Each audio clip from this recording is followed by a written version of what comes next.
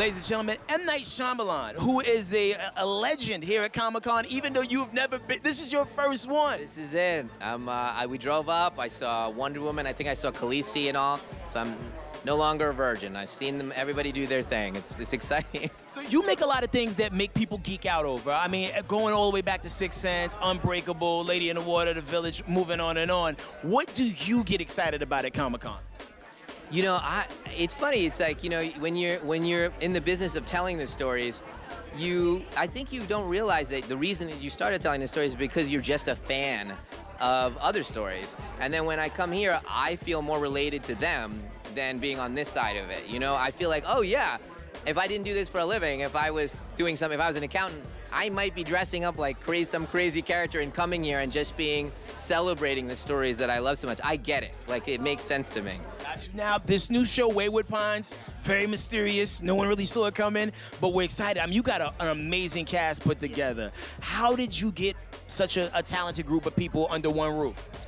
You know, we got really lucky. I don't think you can have an agenda to get this cast together. I mean, everyone here is an incredibly established film actor, and I think every single one of them has been nominated for an Academy Award. It is a crazy kind of snowball thing, which was, hey, we want to do this in this manner. I want to come into TV for the first time. I'd love to approach it with film aesthetics.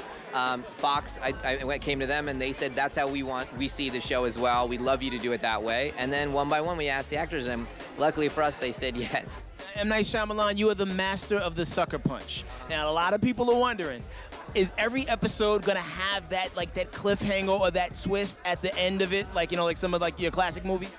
You know what, not every episode, but it's definitely going to cause you to wait till when I tell you what the hell's going on. Yeah. Unbreakable. Yeah.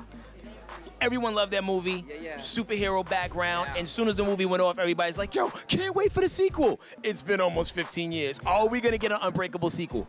You know, I have some notes written down. You know, I always say, when everybody asks me about this, I always intended to. It's just, you know, and then I wrote Signs, and then I wrote the other ones, and you just end up being, because I write them, and they're very, very personal stories, they're not actually about comic books or aliens or ghosts. They're really about that time in my life, what I was feeling or whatever it was.